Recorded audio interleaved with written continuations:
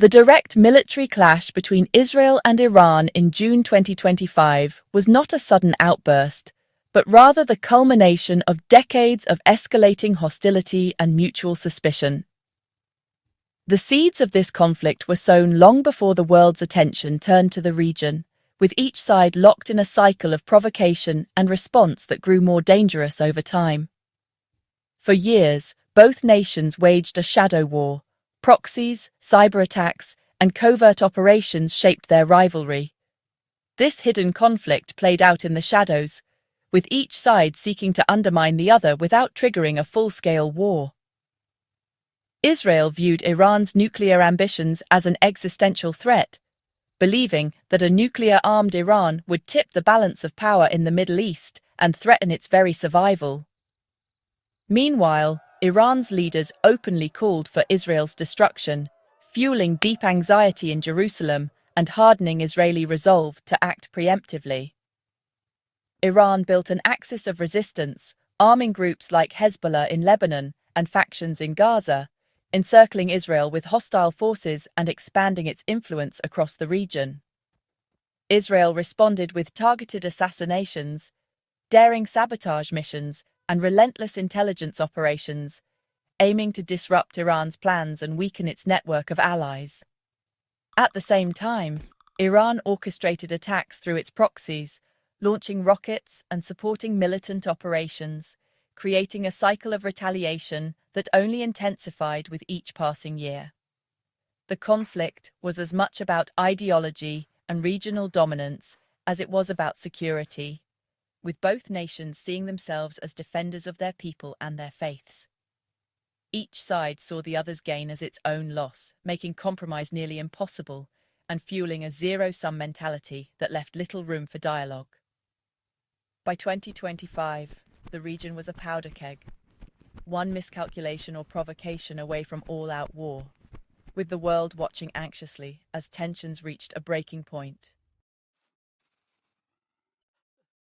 In early 2025, tensions exploded into the open.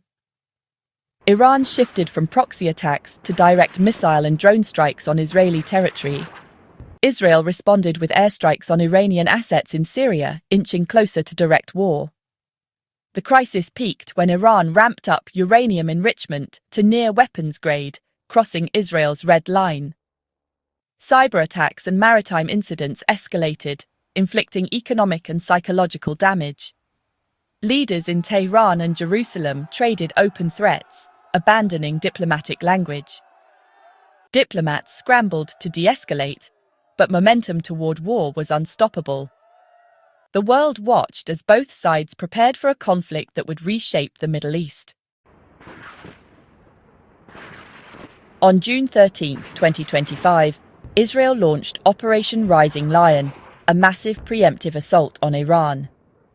Over 200 Israeli aircraft struck deep into Iran, targeting nuclear sites at Natanz, Fordo, and Isfahan, as well as missile launchers and IRGC headquarters. Israel's Air Force quickly established air superiority, overwhelming Iran's defenses with electronic warfare and precision strikes. Radar and missile batteries were neutralized, allowing Israeli jets to operate freely. The psychological shock was immense. Air raid sirens blared across Iran, shattering the regime's image of invulnerability. The war was no longer distant. It had arrived in Iran's heartland. Operation Rising Lion transformed the conflict, setting the stage for days of intense fighting.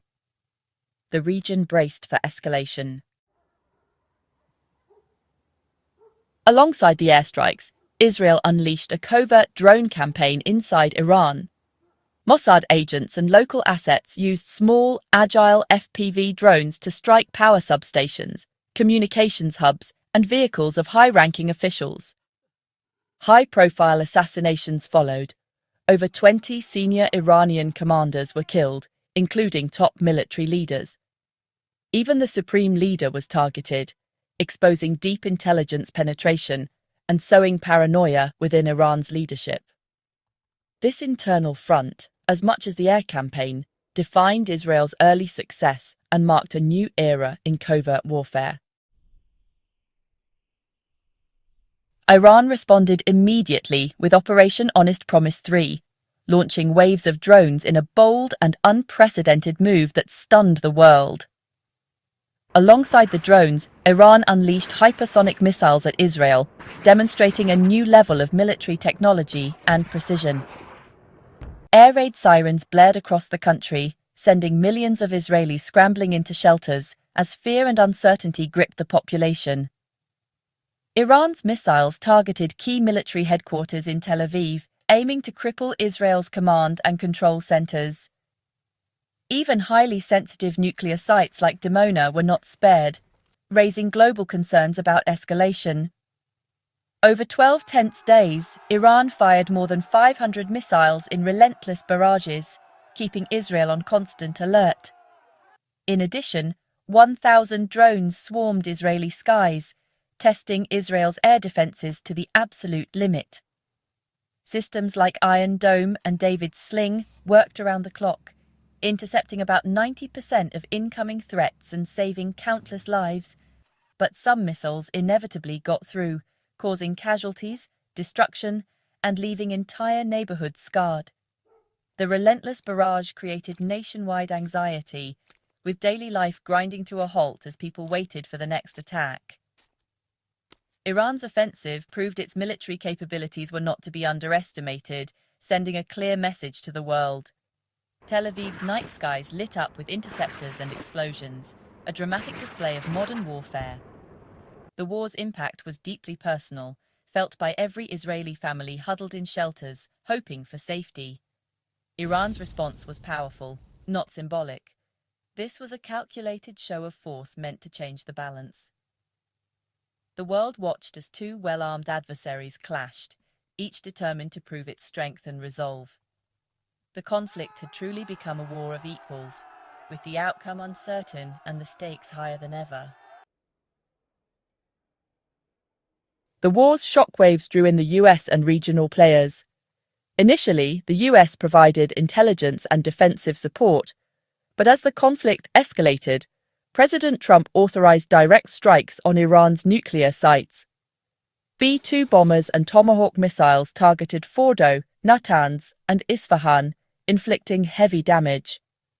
Trump declared Iran's nuclear program destroyed, though later assessments suggested some elements survived. Iran retaliated with a missile strike on the US base in Qatar. No casualties, signaling a desire to avoid all-out war with America. The American intervention marked a turning point, crippling Iran's nuclear infrastructure. Regional tensions soared, with neighbouring countries bracing for spillover. The conflict's scope had become truly international. The 12-day war left deep scars on both nations, changing the lives of millions almost overnight. In just under 2 weeks, entire neighborhoods were reduced to rubble, and the sense of normalcy was shattered for countless families. In Iran, Israeli strikes and covert attacks killed over 1,100 people, including top commanders and scientists, and wounded thousands more. The loss of so many lives, especially among the country's brightest minds and leaders, left a void that will be felt for generations. Tehran and other major cities suffered extensive damage. Government buildings, research centers, and vital infrastructure were hit, disrupting daily life and essential services for millions. Israel, despite its strong air defenses, lost 28 civilians and saw thousands injured. Tel Aviv bore the brunt, with hundreds of buildings damaged and entire communities displaced, forcing many to seek shelter far from home. The psychological toll was immense. Constant sirens, sleepless nights, and the ever-present fear of the next attack gripped both populations, leaving deep emotional wounds. Economically, both sides faced billions in losses and years of rebuilding. Businesses were destroyed, jobs vanished, and the path to recovery looked daunting for countless families and entrepreneurs. Iran's strategic programs were set back by years. Israel's economy and military resources were strained, with both countries forced to divert funds from social programs to urgent reconstruction and defense. The war's brevity belied its devastation, as the scale of destruction was far greater than the short duration might suggest. Both societies would feel its effects for years to come, as families mourned, cities rebuilt, and the memory of those 12 days lingered in every scarred street and silent home. On June 24, 2025, a US-brokered ceasefire abruptly ended the fighting. Both Israel and Iran quickly claimed victory. Netanyahu hailed a historic triumph, citing setbacks to Iran's nuclear and missile programs. Iran's leaders declared their survival and retaliation a success, showcasing images of damage in Israeli cities. Each side's narrative was aimed at reassuring their own people, masking the heavy losses. International observers remained skeptical. While Iran's capabilities were damaged, its ambitions endured. The ceasefire was fragile, a pause rather than a resolution. The underlying conflict remained unresolved, with both sides preparing for future confrontations. The war's end brought relief, but not peace. The ceasefire did not restore stability to the Middle East.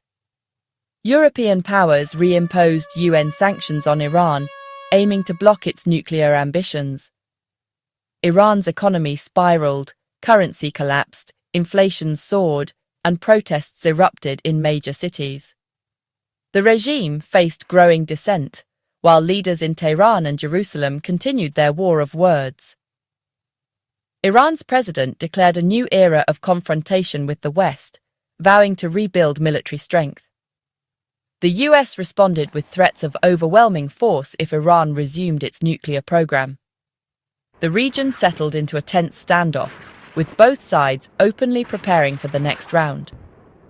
The 12-day war was over, but the spectre of future conflict loomed large.